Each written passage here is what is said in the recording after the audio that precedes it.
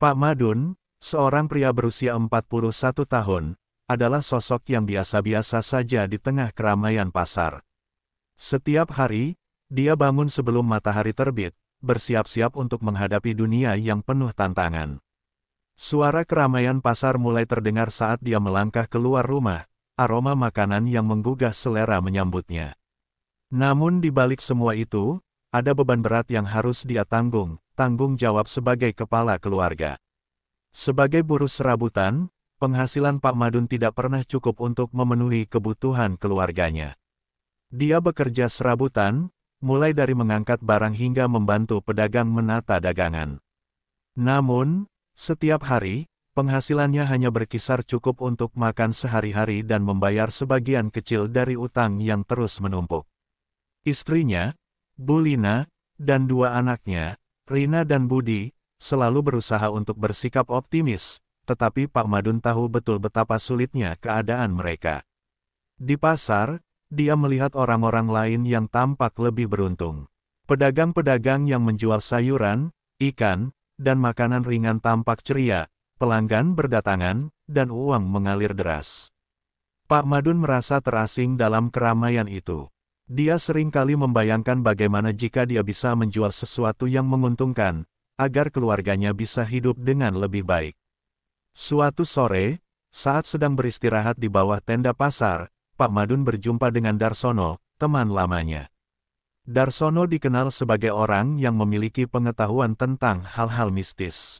Mereka berbincang sambil menikmati secangkir kopi.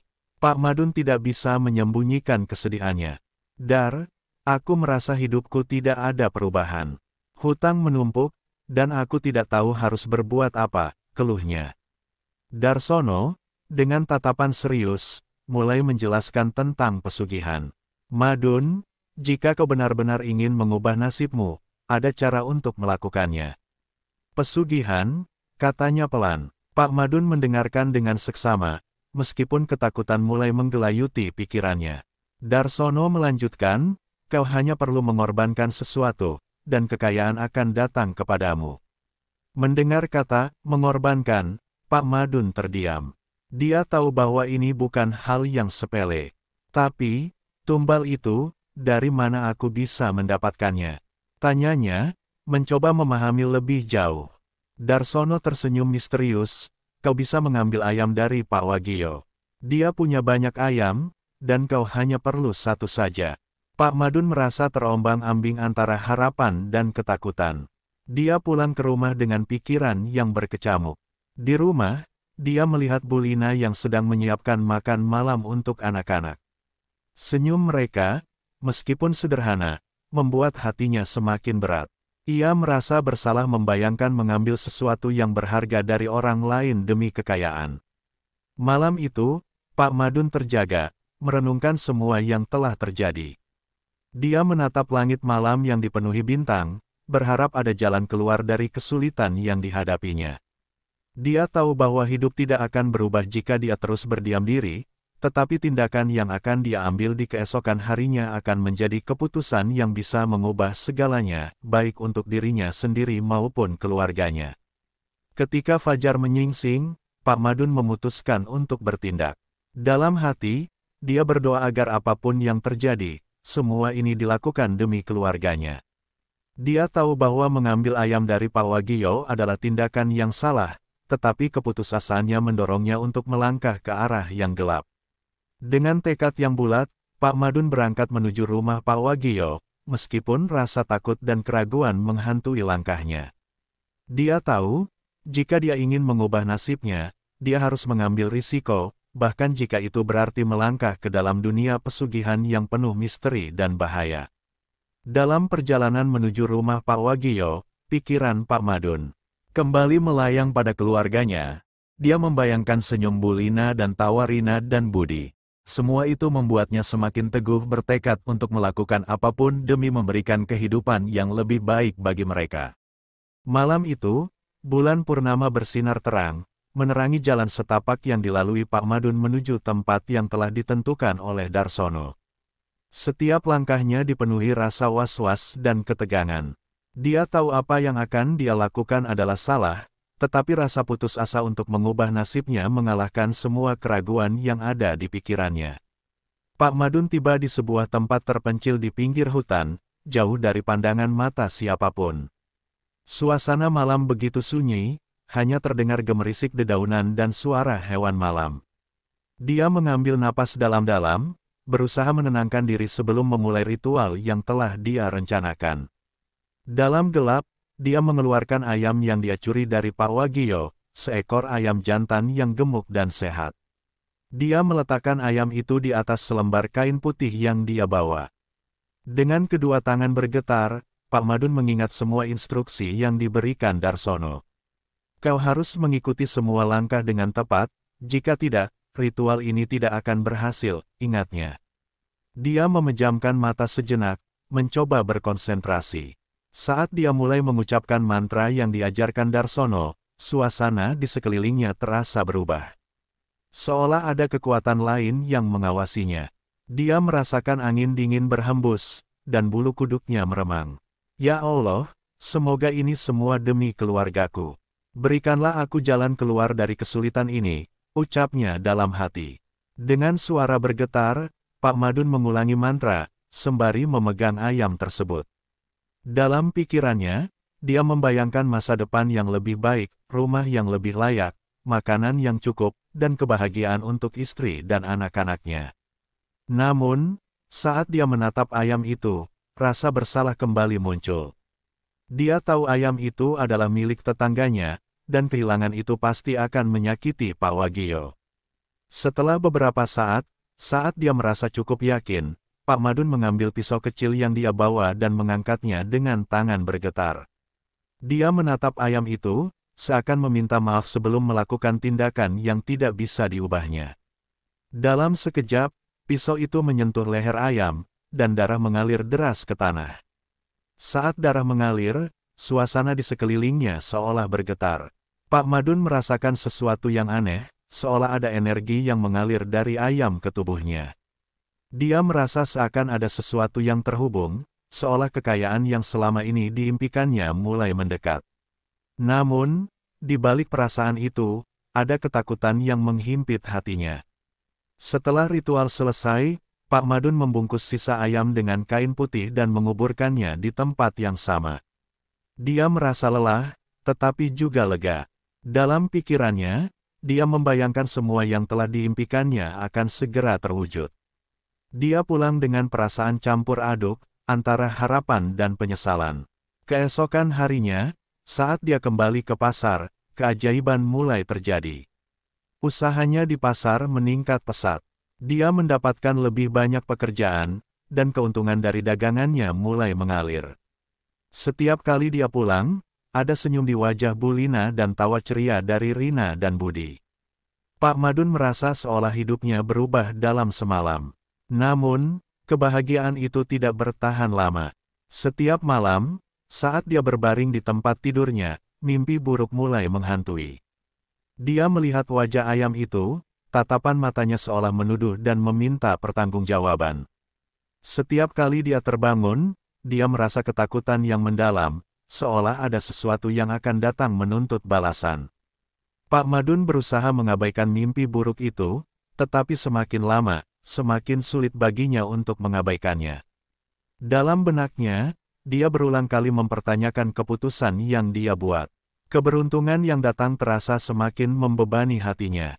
Dia merasa terjebak dalam jaring yang telah dia buat sendiri, semakin banyak yang dia dapat, semakin berat rasa bersalah yang harus dia tanggung. Suatu malam, saat dia terbangun dengan keringat dingin, dia melihat bayangan hitam di sudut kamarnya. Bayangan itu terlihat jelas, seolah menunggu dengan sabar. Pak Madun berusaha menenangkan diri, tetapi ketakutan menyelimuti dirinya. Dia tahu bahwa ada sesuatu yang tidak beres, dan semua ini adalah akibat dari tindakannya.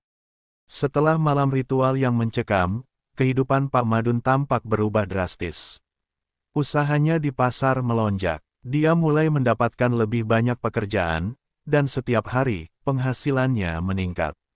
Semua itu membuatnya merasa seolah-olah Tuhan akhirnya mendengarkan doanya. Dia mampu membeli kebutuhan sehari-hari yang lebih baik, dan bahkan mulai melunasi sebagian utang yang selama ini menghimpitnya. Keluarganya, terutama Bulina, sangat senang melihat perubahan ini. Mereka mulai merasakan kemewahan yang selama ini hanya bisa mereka impikan. Rina dan Budi, anak-anaknya, mendapatkan mainan baru dan makanan yang lebih bergizi. Namun, di balik semua kebahagiaan itu, Pak Madun terus dihantui oleh rasa bersalah yang tidak pernah hilang. Malam demi malam, mimpi buruk menghantui Pak Madun. Dia sering terbangun dengan keringat dingin, terbayang wajah ayam yang dia tumbalkan. Tatapan matanya seolah menuntut pertanggungjawaban. Dia berusaha mengabaikan ketakutan itu dan fokus pada keberuntungannya, tetapi semakin lama, perasaan hampa dan gelisah semakin menggerogoti dirinya. Suatu hari, saat dia sedang berjualan di pasar, dia mendengar bisikan dari beberapa pedagang lain. Mereka berbicara tentang hilangnya ayam-ayam milik Pak Wagio. Dia sangat marah. Semua ayamnya hilang entah kemana, kata salah satu pedagang. Pak Madun merasakan jantungnya berdegup kencang. Dia tahu bahwa tindakan yang dia ambil telah meninggalkan jejak yang tidak bisa dihapus. Malam itu, saat pulang, dia merasa ada yang tidak beres. Suasana di rumah terasa berbeda. Bulina tampak lebih pendiam, dan anak-anaknya tidak seceria biasanya. Pak Madun berusaha untuk bersikap optimis, tetapi ketidaknyamanan itu terus menghantuinya. Dalam hatinya, dia bertanya-tanya, apakah semua keberuntungan ini sepadan dengan harga yang harus dia bayar? Hari-hari berlalu, dan keberuntungannya mulai memudar. Usahanya di pasar kembali menurun. Dia menghadapi banyak masalah, barang dagangannya seringkali tidak laku, dan pelanggan yang datang semakin sedikit. Setiap kali dia mencoba berjualan, selalu ada saja masalah yang muncul. Rasa cemas mulai merayap ke dalam dirinya. Dia merasa seolah-olah ada kekuatan lain yang sedang berusaha menjatuhkannya. Suatu malam, dalam keadaan putus asa, Pak Madun memutuskan untuk kembali menemui Darsono. Dia berharap bisa menemukan jawaban atas semua masalah yang dia hadapi. Namun, saat dia mencarinya, Darsono sudah menghilang tanpa jejak. Pak Madun bertanya kepada beberapa orang di pasar, tetapi tidak ada yang tahu di mana Darsono berada. Kegelisahan semakin menggerogoti hati Pak Madun. Dia mulai merasa bahwa pesugihan yang dia lakukan tidak hanya membawa keberuntungan, tetapi juga kutukan. Ketika dia melihat wajah anak-anaknya yang ceria, dia merasa semakin tertekan. Apa yang harus dia lakukan untuk mengubah nasibnya kembali? Suatu malam, saat dia terbangun dari tidurnya, dia menemukan pesan misterius di ponselnya. Pesan itu berbunyi, bayar harga yang harus kau bayar. Kesedihan akan datang jika kau tidak melakukannya. Pesan itu membuatnya merinding. Dia tahu bahwa dia harus menebus kesalahannya, tetapi bagaimana caranya? Pak Madun berusaha mencari cara untuk memperbaiki semuanya. Dia mulai bertanya kepada orang-orang di sekitar tentang pesugihan dan ritual yang dilakukan. Namun, semua upayanya sia-sia. Dia merasa terjebak dalam lingkaran yang tidak bisa dia pecahkan. Suatu malam, saat dia pulang dari pasar, dia bertemu dengan Pak Wagio. Wajahnya tampak marah dan penuh kekecewaan. Madun, kau mencuri ayamku, dan sekarang aku kehilangan semuanya. Apa kau tidak merasa bersalah? Teriak Pak Wagio. Rasa malu dan ketakutan menyelimuti Pak Madun. Dia tahu semua ini adalah akibat dari keputusasaannya. Di tengah semua ketegangan, Pak Wagio mengancam akan melaporkan Pak Madun ke pihak berwenang. Kau harus bertanggung jawab atas tindakanmu, tidak ada lagi tempat untukmu di sini, kata Pak Wagio dengan nada penuh amarah. Pak Madun merasa hancur. Dia tidak bisa mengelak lagi. Semua rasa bersalah dan ketakutan yang dia pendam kini menjadi kenyataan. Pak Madun merasa terjebak dalam jaring kebohongan dan penyesalan. Kehidupannya yang semula tampak cerah kini kelabu. Keberuntungannya di pasar semakin memudar, dan dia mulai kehilangan kepercayaan dari orang-orang di sekitarnya. Setiap kali dia melangkah ke pasar, dia merasakan tatapan curiga dari pedagang lain, terutama dari Pak Wagio. Rasa malu dan ketakutan terus menghantui langkahnya. Malam-malamnya dipenuhi dengan mimpi yang buruk, wajah ayam yang dia tumbalkan selalu menghantuinya. Dia terbangun setiap malam dengan keringat dingin, merasakan ada sesuatu yang mengawasi dari kegelapan.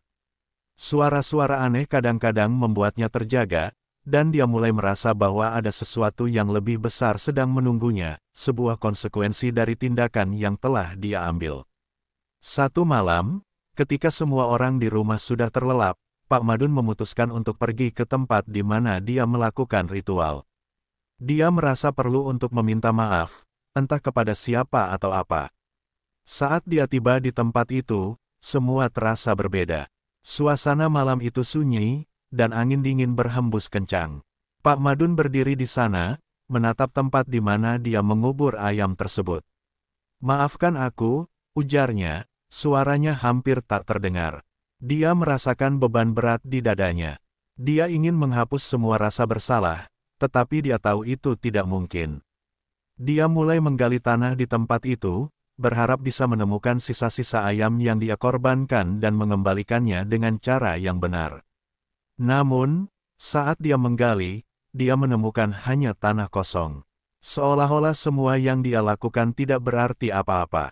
Kekecewaan mulai menyelimuti hatinya. Dia berlutut dan menangis, merasa terjebak dalam kesedihan yang mendalam. "Apa yang harus aku lakukan?" tanyanya kepada dirinya sendiri. Dia merasa tidak ada jalan keluar dari semua ini. Seolah-olah nasibnya telah ditentukan, dan semua yang dia inginkan hanyalah kembali ke kehidupan sederhana yang penuh dengan kebahagiaan. Keesokan harinya, saat dia kembali ke pasar, suasana semakin buruk. Berita tentang kehilangan ayam Pak Wagio telah menyebar ke seluruh kampung.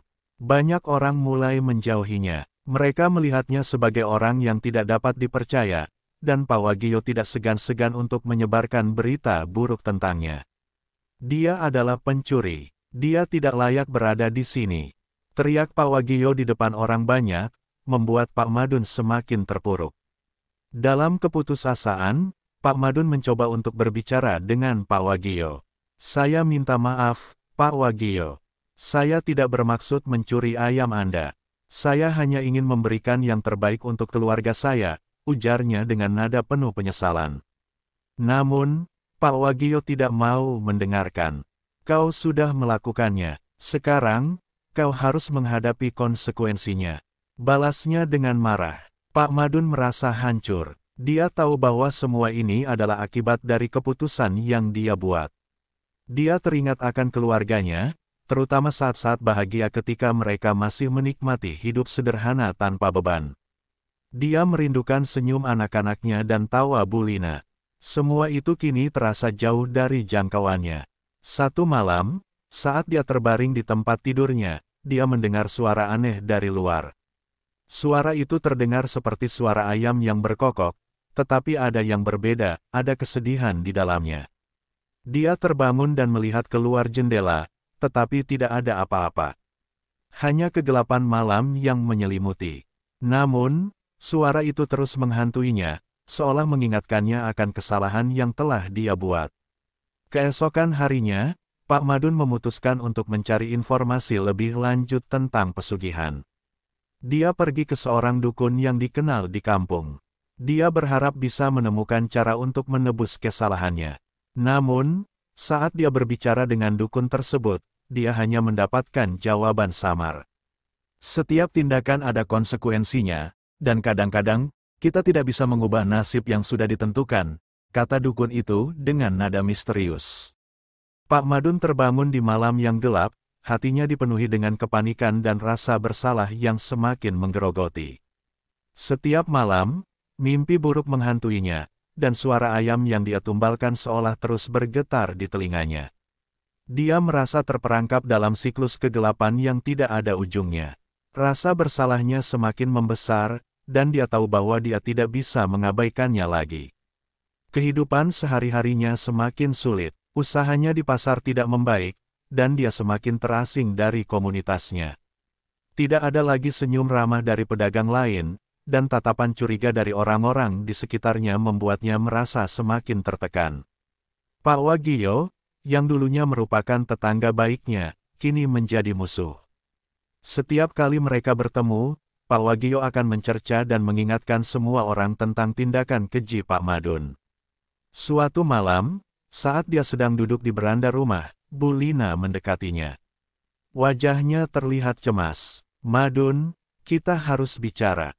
Anak-anak semakin khawatir. Mereka mendengar orang-orang membicarakanmu. Apa yang sebenarnya terjadi? Tanyanya dengan nada lembut. Pak Madun merasa hatinya teriris. Dia ingin menjelaskan semuanya, tetapi kata-kata terasa terjebak di tenggorokannya. Aku hanya ingin memberikan yang terbaik untuk kita, Lina. Tapi semua ini menjadi lebih buruk, jawabnya, suaranya bergetar. Dia merasa terjebak antara kejujuran dan rasa malu. Bu Lina menatapnya dengan penuh pengertian. Aku tahu, tapi kita tidak bisa terus hidup dalam kebohongan. Apapun yang terjadi, kita harus bersama, katanya dengan tegas. Malam itu, Pak Madun terjaga lagi. Suara ayam berkokok kembali menghantuinya, lebih nyata daripada sebelumnya. Dia merasa seolah ada yang mengawasinya, dan ketakutan itu membuatnya tidak bisa tidur. Dalam keputusasaannya, dia memutuskan untuk mencari cara untuk menebus kesalahannya. Dia harus menghadapi konsekuensi dari tindakan yang telah dia ambil. Keesokan harinya, Pak Madun pergi ke tempat di mana dia melakukan ritual. Dia menggali tanah di tempat ayam itu dikubur, berharap bisa menemukan sesuatu yang bisa menebus kesalahannya. Namun, tanah itu tampak biasa saja, dan dia tidak menemukan apapun. Air mata mengalir di pipinya saat dia menyadari bahwa semua harapannya sia-sia. Saat dia kembali ke rumah, dia mendapati Bu Lina dan anak-anaknya sedang duduk di meja makan, tetapi suasana terasa dingin dan sunyi. Rina dan Budi tampak cemas, sementara Bu Lina hanya bisa menatapnya dengan mata penuh harapan dan kekhawatiran. Pak Madun tahu bahwa dia harus berbicara dengan keluarganya. Maafkan aku, sayang. Aku telah membuat keputusan yang salah. Aku telah mencuri dan berbohong untuk mendapatkan uang, dan sekarang kita harus membayar harganya, ungkapnya dengan suara penuh penyesalan. Aku tidak ingin melihat kalian menderita karena keputusanku. Bu Lina menggenggam tangan Pak Madun erat-erat. Kita akan menghadapi ini bersama. Kita akan menemukan jalan keluar, katanya berusaha menguatkan.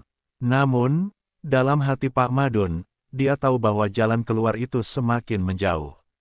Hari-hari berlalu, dan keadaan semakin buruk. Berita tentang kehilangan ayam Pak Wagio semakin menyebar, dan masyarakat mulai menjauhi Pak Madun dan keluarganya. Di tengah kesedihan itu, Pak Wagio mengancam akan membawa masalah ini ke pihak berwenang. Rasa takut menggerogoti Pak Madun, dan dia tahu bahwa semua ini adalah akibat dari tindakan bodohnya. Suatu malam, saat dia terbaring di tempat tidur, dia mendengar suara ketukan di pintu. Ketika dia membukanya, dia melihat Pak Wagio berdiri di sana, wajahnya penuh kemarahan. Kau harus bertanggung jawab, Madun. Jangan harap aku akan membiarkan ini berlalu begitu saja. Teriaknya, suara itu menggema di dalam hati Pak Madun, membuatnya merasa semakin tertekan. Dengan hati yang berat, Pak Madun berusaha menjelaskan, tetapi semua itu sia-sia. Dia tahu bahwa dia tidak bisa mengubah apa yang telah terjadi. Dalam keputusasaannya, dia mengambil keputusan yang paling sulit. Dia akan mengakui semua kesalahannya dan siap menghadapi konsekuensinya. Hari berikutnya, Pak Madun pergi ke balai desa dan menghadap kepala desa. Dia mengakui semua yang telah dia lakukan, mengakui pencurian ayam dan semua kebohongannya. Dia meminta maaf kepada Pak Wagio dan semua orang yang telah dia sakiti. Rasa malu yang dalam menyelimuti dirinya, tetapi dia tahu bahwa dia harus menerima konsekuensi dari tindakan yang telah dia pilih. Kepala desa mendengarkan dengan seksama. Kami akan melaporkan ini kepada pihak berwajib. Namun, kami juga akan memberikan kesempatan kepadamu untuk memperbaiki kesalahanmu. Bekerjalah dengan jujur, dan tunjukkan bahwa kau bisa berubah, ujarnya. Meskipun ada harapan, Pak Madun merasakan beratnya beban yang harus dia tanggung. Setelah pertemuan itu, Pak Madun pulang dengan langkah lesu. Dia tahu bahwa hidupnya tidak akan pernah sama lagi. Masyarakat tidak akan mudah memaafkannya, dan dia harus berjuang keras untuk membangun kembali kepercayaannya. Saat dia sampai di rumah, dia melihat Bulina dan anak-anaknya menunggu dengan penuh harapan. Mereka saling berpelukan, tetapi Pak Madun tahu bahwa rasa sakit yang ditimbulkan tidak akan mudah hilang.